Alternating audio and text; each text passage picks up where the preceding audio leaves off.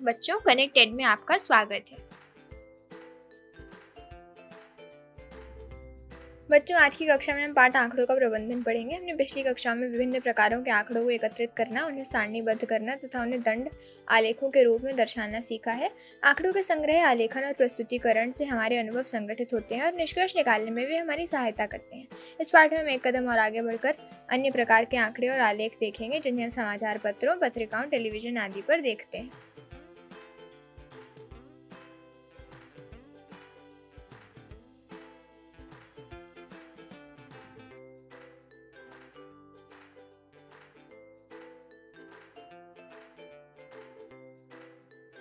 चलिए चित्र में कुछ आंकड़े देखते हैं। इन आंकड़ों को देखकर हम कह सकते हैं कि 3.1 के अनुसार 20/6/2006 को सबसे अधिकतम तापमान जम्मू का था, या 3.3 से ये कह सकते हैं कि बुधवार को कोई बच्चा अनुपस्थित नहीं था। पर जरा सोचो, क्या इन आंकड़ों को संगठित और प्रस्तुत करने का कोई और तरीका है जिससे इनका विश्लेषण और व्याख्या बेहतर तरीके से हो सके? आइए देखें। आंकड़ों का संग्रह। 3.1 के आंकड़े नगर के तापमानों के बारे में बहुत कुछ बताते हैं, पर उनसे हम ये नहीं पता लगा सकते हैं कि पूरे वर्ष किस नगर का अधिकतम तापमान सबसे अधिक था, या हमें हर नगर के पूर्व वर्ष के दौरान रिकॉर्ड किए गए अधिकतम तापमानों के संबंधित आंकड़े इकट्ठे करने होंगे, तभी हमें यह पता चलेगा। ऐसी स्थिति में 3.1 में दिए गए आंकड़े पर्याप्त नहीं हैं। ये बताता है कि हो सकता है कि आंकड़ों का दिया हुआ संग्रह उससे संबंधित विशिष्ट सूचना ना दे पाए और हमें उस विशिष्ट सूचना को ध्यान में रखकर आंकड़ों को इकट्ठा करने की ज़रूरत हो। इस प्रकार आंकड़ों को इकट्ठा करने से पहले ये जानना ज़रूरी है कि उनका उपयोग किस प्रकार किया जाना है। जैसे कुछ स्थितियाँ देखो जो इनका तुम अध्ययन करना चाहते हो। गणित में अपनी कक्षा के प्रदर्शन का, फुटबॉल या क्रिकेट में भारत के प्रदर्शन का, किसी क्षेत्र में महिला साक्षरता दर का, या फिर आपके आसपास के परिवारों में 5 वर्ष से कम आयु के बच्चों की संख्या का। इन स्थितियों में जब तक हम उपयुक्त आंकड़े इकट्ठे नहीं करेंगे तब तक हमें वो जानकारी नहीं मिलेगी जिसकी हमें ज़रूरत है। मित्रों से चर्चा करो कि इनमें से हर स्थिति में किन आंकड़ों की ज़रूरत होगी और उन्हें जमा करना कितना आसान या कठिन है।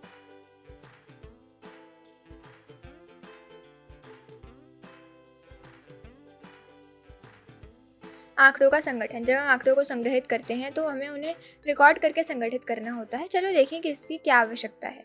कक्षा अध्यापिका सुश्री नीलम ये जानना चाहती हैं कि कक्षा में अंग्रेजी में बच्चों ने कैसा प्रदर्शन किया था। उनके द्वारा प्राप्त अंक को उन्होंने इस तरह लिखा: 23, 35, 48, 30, 25, 46, 23, 27, 32, 38। पर इस रूप में ये आंकड़े आसानी से नहीं समझे जा सकते थे। साथ ही नीलम को ये भी नहीं पता चला कि जिस विद्यार्थी के बारे में वे जैसी धारणा रखती हैं वो उनके प्रदर्शन से मेल खाती है या नहीं। एक सहकर्मी की मदद से 3.2 में दर्शाए तरीके से आंकड़े इकट्ठे किए, जिसकी मदद से नीलम समझ सकी कि किस छात्र को कितने अंक मिले। दीपिका ने इन्हें दूसरे प्रकार से दर्शाया 3.5, जिससे नीलम ये जान सकी कि किस छात्र का प्रदर्शन सबसे अच्छा है और किसे सहायता की ज़रूरत है। अनेक आंकड़े जो हमारे सामने आते हैं वे सारणीबद्ध रूप में होते हैं, जैसे स्कूल के रजिस्टर, प्रगति रिपोर्ट, अभ्यास पुस्तिका में क्रमानुसार सूची, तापमान के रिकॉर्ड और ऐसे ही कई आंकड़े सारणीबद्ध होते हैं। आंकड़ों को सारणी में रखने से उन्हें समझना और उनकी व्याख्या करना आसान है।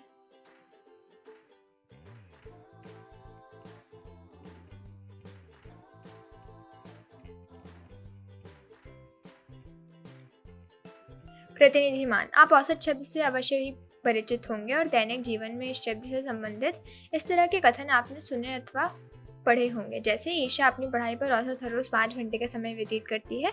इस समय वर्ष का औसत तापमान 40 डिग्री सेल्सियस है। मेरी कक्षा के विद्यार्थियों की औसत आयु 12 वर्ष है। एक स्कूल की वार्षिक परीक्षा के दौरान विद्यार्थियों की औसत उपस्थिति 98% थी। इसी प्रकार के और भी कथन हो सकते हैं। ऊपर दिए कथनों के बारे में जरा सोचो कि पहले कथन अनुसार क्या हर रोज बच्चा 5 घंटे ही पढ़ता है, या फिर दूसरे कथन अनुसार क्या विशेष समय पर दिए गए स्थान का तापमान हमेशा ही 40 डिग्री सेल्सियस रहता है, या फिर उस कक्षा के हर विद्यार्थी की आयु 12 वर्ष ही है। स्पष्ट रूप से इन सबका उत्तर नहीं होगा। फिर इन कथनों का क्या मतलब है? औसत से समझते हैं कि ईशा सामान्यतः एक दिन में 5 घंटे पढ़ती है, लेकिन किसी दिन वह इससे ज़्यादा घंटे भी पढ़ सकती है और कुछ दिन वह इससे कम घंटे भी पढ़ती है। ठीक इसी तरह 40 डिग्री सेल्सियस के औसत तापमान का मतलब है कि साल के उस समय पर प्रायः तापमान 40 डिग्री सेल्सियस रहता है, लेकिन कभी वह 40 डिग्री से अधिक भी रहता है और कभी कम भी रहता है। इससे हम अनुभव करते हैं कि औसत एक ऐसी संख्या है जो प्रेक्षणों या आंकड़ों के समूह की केंद्रीय प्रवृत्ति को दर्शाती है, और चूंकि औसत का मान सबसे अधिक और सबसे कम मूल्य के बीच का होता है, इसलिए ये कहा जा सकता है कि औसत आंकड़ों के एक समूह के केंद्रीय प्रवृत्ति का मापक है। अलग अलग आंकड़ों की व्याख्या करने के लिए अलग अलग प्रतिनिधि या केंद्रीय मानों की जरूरत पड़ती है, जिनमें से एक प्रतिनिधि मान अंकगणितीय माध्य या समांतर माध्य है।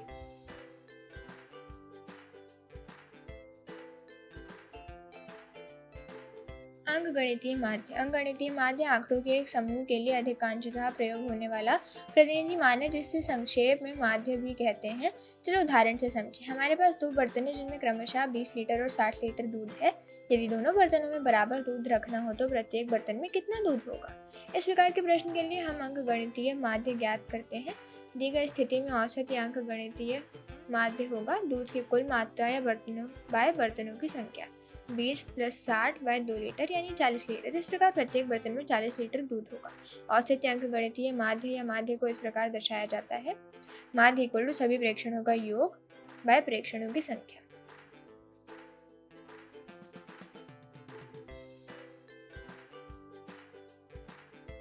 चलिए एक प्रश्न हल करें। उदाहरण 1। आशीष 3 क्रमागत दिनों में क्रमशः 4, 5, 3 घंटे पढ़ता है। उसके प्रतिदिन पढ़ने का औसत समय क्या है? आशीष के पढ़ने का औसत समय होगा पढ़ाई में लगाया कुल समय बाय दिनों की संख्या जिसमें पढ़ाई की = 4 घंटे प्रतिदिन। इससे हम ये कह सकते हैं कि आशीष प्रतिदिन 4 घंटे के औसत से पढ़ाई करता है।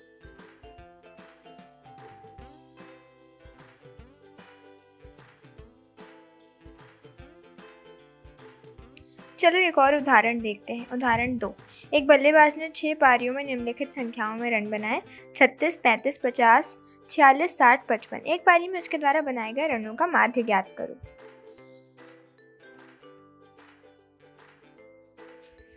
सोचो, चर्चा करो और लिखो। ऊपर आए उदाहरणों में दिए गए आंकड़ों पर विचार करो और निम्न बातें सोचो। क्या माध्य प्रत्येक प्रेक्षण से बड़ा है? क्या ये प्रत्येक प्रेक्षण से छोटा है? मित्रों से इस पर चर्चा करो।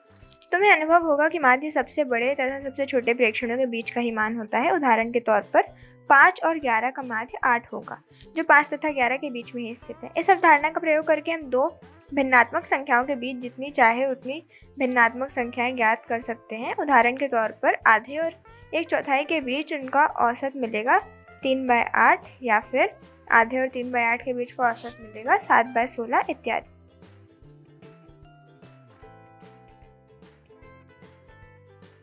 प्रसार या परिसर। सबसे बड़े और सबसे छोटे प्रेक्षणों के अंतर से हम प्रेक्षणों के प्रसार का अनुमान लगा सकते हैं, जिनके लिए हम सबसे बड़े प्रेक्षण में से सबसे छोटे प्रेक्षण को घटाकर उसे ज्ञात कर सकते हैं। इस परिणाम को आंकड़ों या प्रेक्षणों का प्रसार या परिसर कहते हैं।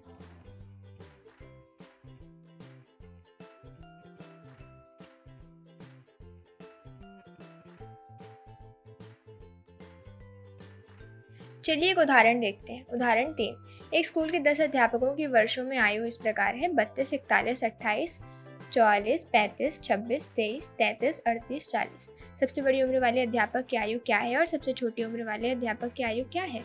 अध्यापकों की आयु का परिसर क्या है? इनकी माध्य आयु क्या है?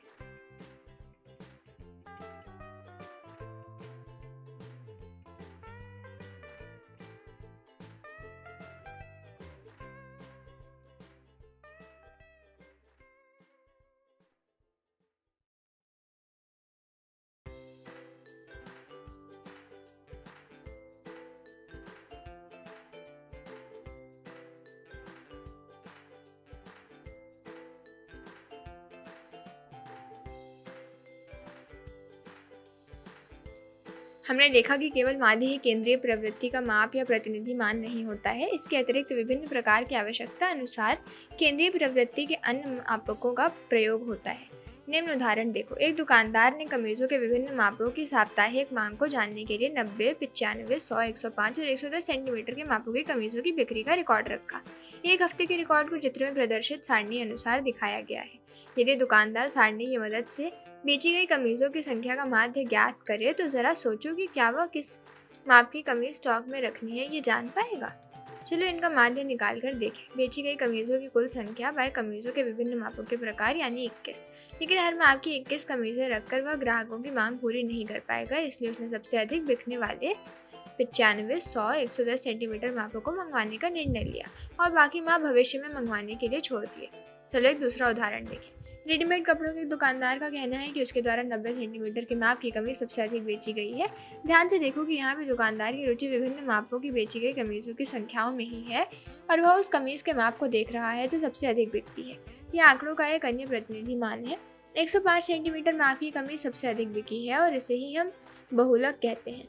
दिए गए प्रेक्षणों के एक समूह में सबसे अधिक बार आने वाला प्रेक्षण इस समूह का बहुलक है।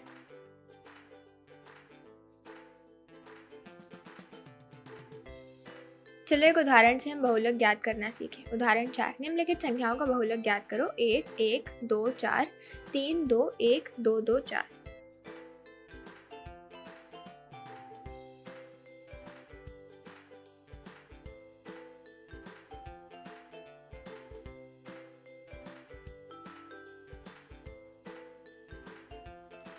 यदि प्रेक्षणों की संख्या बड़ी है तो उन्हें समान मान वाले प्रेक्षणों के रूप में व्यवस्थित करना और फिर उनकी गिनती करना इतना सरल नहीं होता। ऐसे में हम आंकड़ों को सारणीबद्ध करते हैं और आंकड़ों की सारणी बनाने का काम मिलान चिन्ह टैली मार्क्स द्वारा प्रारंभ करते हुए प्रेक्षणों की बारंबारताएं फ्रीक्वेंसीज बनाकर पूरा कर सकते हैं। उदाहरण से समझते हैं। उदाहरण 5, टीमों के एक समूह के बीच खेले गए फुटबॉल मैचों में जीतने के अंतर गोलों में निम्नलिखित हैं। इन आंकड़ों का बहुलक ज्ञात करो।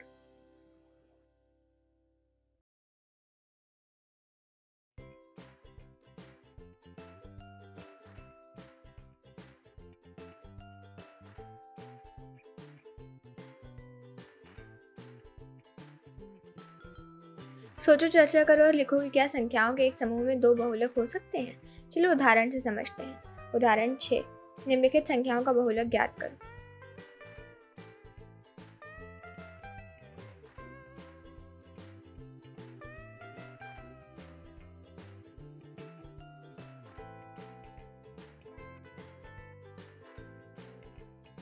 एक तरफ हमें माध्य से आंकड़ों में भी सभी प्रेक्षणों का औसत पता चलता है, वहीं दूसरी तरफ बहुलक आंकड़ों में बार बार आने वाले प्रेक्षण को दिखाता है। नीचे लिखे वाक्यों पर विचार करो।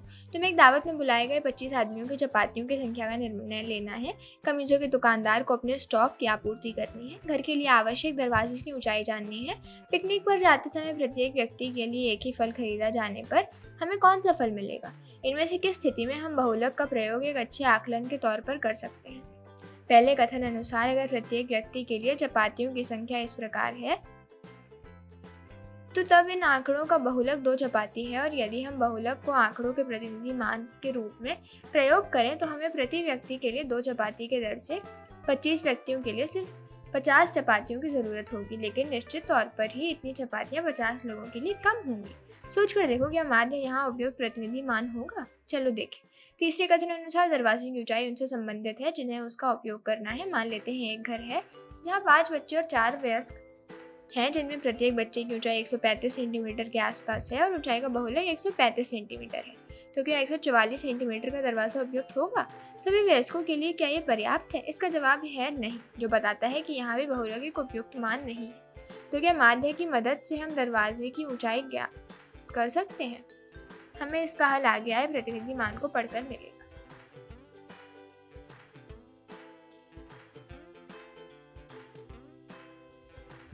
हमने ऊपर देखा कि कुछ स्थितियों में अंकगणितीय माध्य एक उपयुक्त केंद्रीय प्रवृत्ति का मापक है तथा कुछ स्थितियों में बहुलक एक उपयुक्त केंद्रीय प्रवृत्ति का मापक है। चलो एक उदाहरण देखें। 17 छात्रों का एक समूह है जिनकी ऊंचाई निम्न प्रकार से है। खेल अध्यापिका कक्षा को 2 ऐसे समूहों में विभाजित करना चाहती है जिसे प्रत्येक समूह में विद्यार्थियों की संख्या बराबर हो तथा एक समूह में विद्यार्थियों की ऊंचाई एक विशेष ऊंचाई से कम हो और दूसरे में उनकी ऊंचाई एक विशेष ऊंचाई से ज्यादा हो। वह किस प्रकार ऐसा कर पाएंगे? चलो उनके पास उपलब्ध विकल्प देखें। वह माध्य ज्ञात कर सकती हैं, अतः वह छात्रों को 2 ऐसे समूहों में विभाजित कर सकती है जिसमें एक समूह में माध्य ऊंचाई यानी 113.5 से कम ऊंचाई वाले छात्र हो सकते हैं और दूसरे समूह में माध्य ऊंचाई से अधिक ऊंचाई वाले छात्र हो सकते हैं। ऐसी स्थिति में दोनों समूहों में विद्यार्थियों की संख्या समान नहीं रहकर एक समूह में 7 विद्यार्थी तथा दूसरे में 10 विद्यार्थी होंगे। उनके पास दूसरा उपाय है कि वह बहुलक ज्ञात करे जिसमें 115 सबसे अधिक बारंबारता वाला है और यही बहुलक होगा। इसीलिए हमें एक अन्य प्रतिनिधि मान के बारे में सोचना होगा जिससे समस्या दूर हो जाए। वह है माध्यक। माध्यक वह मान देता है जो आंकड़ों के मध्य स्थित होता है जब हम उन्हें आरोही या अवरोही क्रम में व्यवस्थित करते हैं तथा इसमें आधे प्रेक्षण इससे अधिक मान वाले और आधे प्रेक्षण इससे कम मान वाले होते हैं। खेल अध्यापिका इस बीच वाले विद्यार्थी को खेल का निर्णायक बना सकती हैं। यहाँ प्रेक्षणों की विषम संख्या वाली स्थितियों को ही हल लेंगे। इस प्रकार दिए गए आंकड़ों को आरोही या अवरोही क्रम में व्यवस्थित करने पर बीचों बीच मध्य वाला मान उनका माध्यक होता है। सामान्यतः हमें बहुलक और माध्यक का एक ही मान नहीं प्राप्त होता है। चलो माध्यक को एक उदाहरण से समझें। उदाहरण 7, निम्न आंकड़ों का माध्यम ज्ञात करो।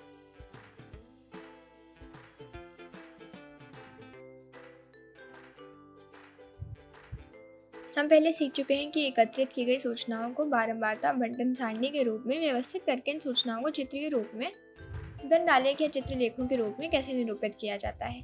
हम इन दंडालेखों को देखकर निष्कर्ष निकाल सकते हैं, साथ ही इनके आधार पर सूचनाएं भी प्राप्त कर सकते हैं। जैसे यदि दंड बारंबारता निरूपित कर रहा है तो हम कह सकते हैं कि सबसे लंबा दंड ही बहुलक होगा।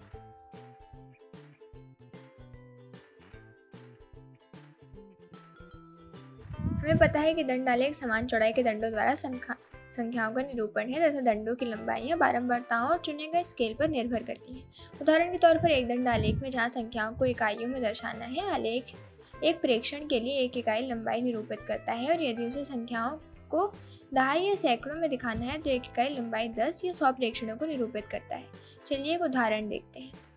उदाहरण 8, छठी और सातवीं कक्षा के छात्रों को उनके मनपसंद रंगों का नाम बताने को कहा गया ताकि ये निर्णय हो सके कि उनके स्कूल के भवन का रंग क्या रखा जाए। इसके परिणाम स्वरूप चित्र में दिख रही सारणी एक बनाई गई। इन आंकड़ों को दंडालेख द्वारा निरूपित करो, साथ ही दंडालेख की सहायता से निम्नलिखित प्रश्नों के उत्तर भी दो। चलिए एक और उदाहरण देखते हैं। उदाहरण 9, निम्नलिखित सारणी 2 के चित्र में दिए आंकड़े किसी कक्षा के विद्यार्थियों द्वारा 600 में से प्राप्त किए हुए कुल अंकों को दर्शाते हैं। इन्हें दंडालेख द्वारा निरूपित करो।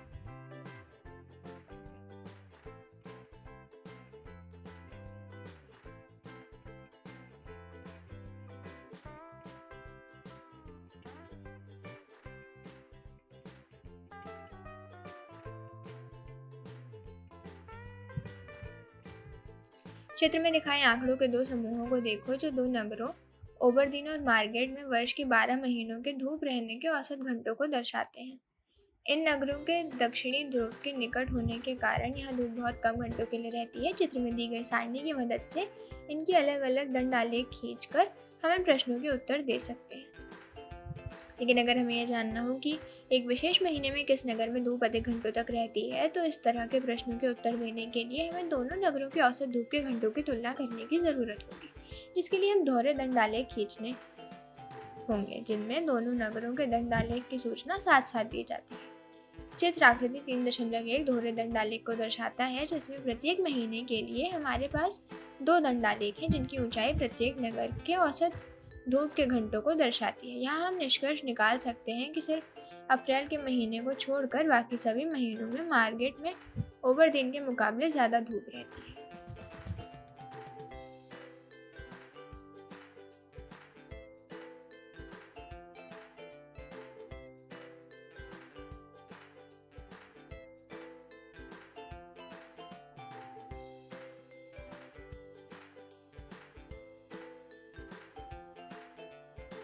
चलो दोहरे दंडालेख का एक उदाहरण देखें। उदाहरण 10, गणित की अध्यापिका ये जानना चाहती थी कि तिमाही परीक्षा के बाद उसके द्वारा अपनाई गई तकनीक का प्रभाव पड़ा या नहीं।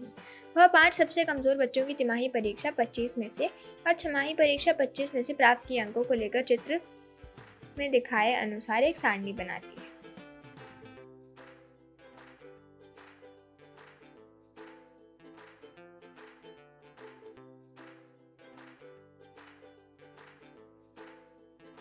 संयोग और प्रायिकता अक्सर हमारे जीवन में हम दिखते हैं। जैसे हम कहते हैं कि आज वर्षा होने की संभावना या संयोग नहीं है, या फिर ये संभव है कि भारत विश्व कप जीतेगा। चलो इन्हें थोड़ा और समझें। कुछ कथन देखो। सूरज पश्चिम से निकलता है, एक चींटी की ऊंचाई 3 मीटर हो जाती है, एक बड़े आयतन वाला घर लेने पर उसकी भुजा भी बड़ी होगी, एक बड़े क्षेत्रफल का व्रत लेंगे तो उसकी त्रिज्या भी बड़ी होगी, भारत अगली टेस्ट श्रृंखला जीतेगा। अगर हम इन कथनों को देखें तो सूरज का पश्चिम से निकलना असंभव है, और ठीक उसी तरह किसी चींटी का 3 मीटर का होना भी असंभव है। इसके विपरीत अगर वृत्त का क्षेत्रफल बड़ा है तो उसकी त्रिज्या बड़ी ही होगी, और उसी तरह किसी घन का आयतन ज़्यादा होने पर उसकी भुजा भी बड़ी होगी। दूसरी तरफ भारतीय टेस्ट श्रृंखला जीतने की संभावना है भी और नहीं भी।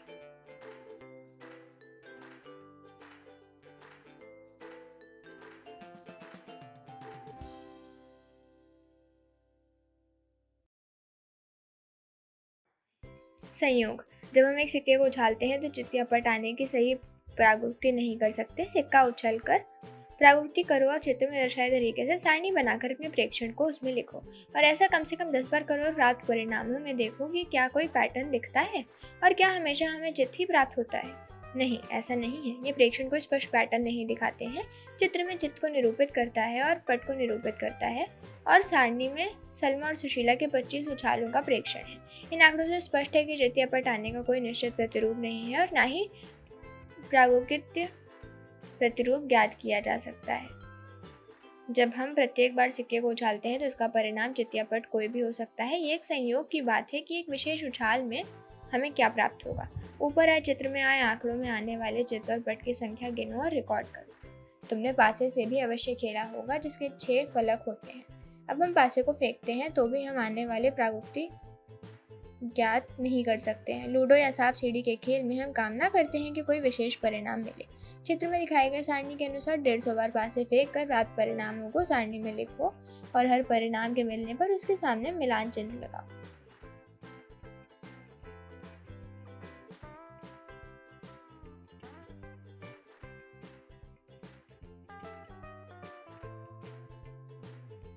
प्रायिकता। किसी सिक्के को उछालने पर इसके 2 संभव परिणाम चित्त और पट होंगे। इसी तरह एक पासे को फेंकने पर 6 संभव परिणाम होंगे और अनुभव द्वारा ये भी पता है कि सिक्के के लिए चित्त या पट आना एक समप्रायिक घटना है। हम कहते हैं कि चित्त आने की प्रायिकता 1/2 है, उसी तरह पट आने की भी प्रायिकता 1/2 है। जब हम पासे फेंकते हैं तो 1 से 6 तक आने की संभावना बराबर होती है, जिसका मतलब है कि पासे के लिए 6 संभव समप्रायिक परिणाम हैं। इस प्रकार हम कह सकते हैं कि 1, 2, 3, 4, 5, 6 में से प्रत्येक के आने की प्रायिकता 1/6 है।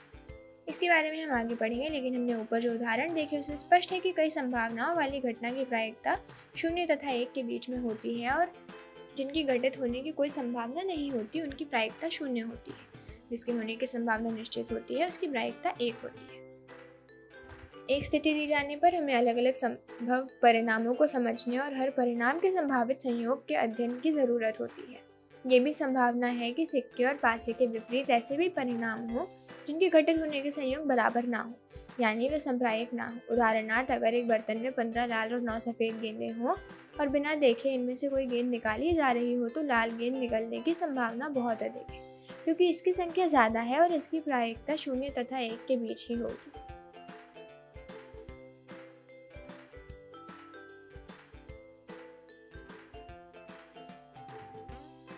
बच्चों, अब हम पाठ से जुड़े कुछ प्रमुख प्रश्न देखेंगे, तो चलिए शुरू करें।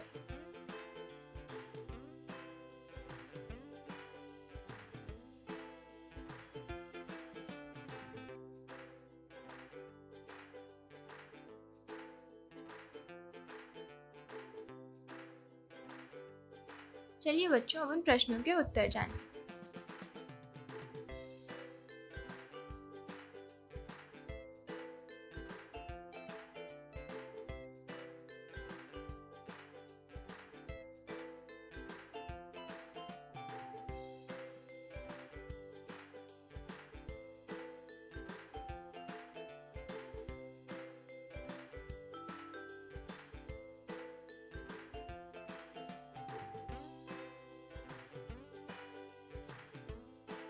तो बच्चों, ये था आज का पाठ। आशा करती हूँ कि आप सबको खूब आनंद आया होगा। आज की कक्षा यही समाप्त हुई। अगली कक्षा में मिलते हैं एक नए पाठ के साथ। धन्यवाद।